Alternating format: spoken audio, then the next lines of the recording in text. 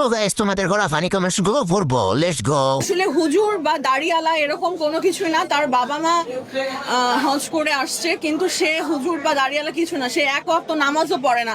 সে আমার সামনে কখনো আমি তাকে নামাজ পড়তে দেখিনি। আপনি তো সেলসেলায় বেচতে যাবেন। तो चलिए शुरू करते हैं। আরেক জাউরা মাইকটা ধরছে কই? এ ভাই মুখের সামনে ধর। উনার কি বাচ্চা হবে?